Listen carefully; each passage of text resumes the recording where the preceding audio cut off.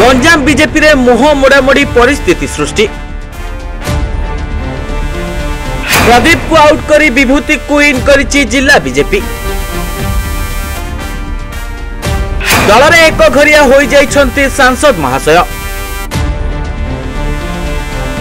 ना गणमाध्यम सामना को आसुछन्ति ना निज कोह को देखाई पारुछन्ति।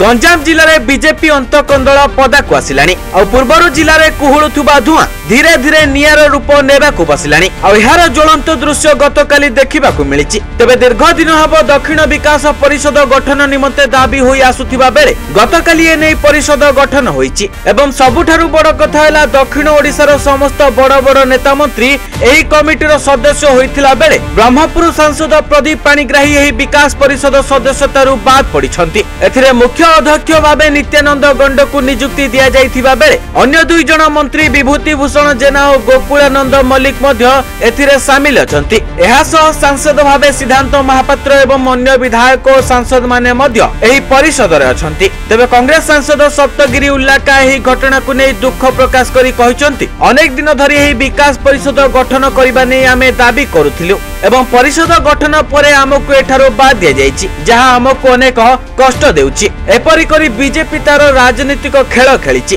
किंतु ए विकास परिषद गठन हेबा परे एबे प्रदीप पाणिग्राही को नै अनेक चर्चा आलोचना जोर धरिछि। काहेकि ना दक्षिण ओडिशार से जन जनप्रिय और प्रभावशाली नेता होइथिबा बेले से निजे दक्षिण ओडिशा विकास परिषद रे शामिल नाहंती और जहार प्रमुख कारण दलीय असंतुष्टता बोली सुनिबाकू मिलिछि। काहेकि ना प्रदीप पाणिग्राही जेतेबेले बीजेडी विधायक थिले से गोपालपुर आसनरु विभूति को तीन थर हराइथिले और बीजेपी को आसिला परे सही अहिनुकूल संपर्क रे ए पर्यंत सुधार आसिनी और जहार फल स्वरूप प्रदीप को एपरि दल रे अणदेखा करा जाउथिबा कुहा जाउछि। दुई जनक समर्थकक मध्य रे मध्य खाप खाउ नाही। तबे पूर्वरु निर्वाचन समय रे प्रदीप कुआडे लोकंकु कहिथिले भोट तमे जहा को दउछ दियो किंतु मते सांसद बनै दियो जहा विभूति कान रे पड़िथिला एवं मेथि पई निर्वाचन समय रे दुई जनक समर्थकक मध्य रे पार्टी तुंड दृश्य मध्य सामना को आसीथिला। एबे एपरि मध्य आलोचना हेउछि जे वर्तमान जेहेतु विभूति जेना मंत्री परिषद रे अछंती आ से जेतेबेले विकास परिषद गठन रे शामिल होइचंती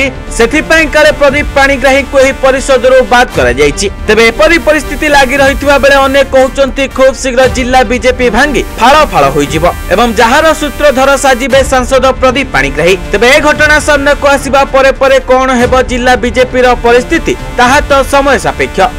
ब्यूरो रिपोर्ट न्यूज 95 पडिया। देश विदेश रो कोण अनुकोण टेक्निक खबर देखंतु आम सह यूट्यूब फेसबुक और इंस्टाग्राम रे आमको देखंतु लाइक शेयर और सब्सक्राइब करने को आद्यम भूलंतुनी।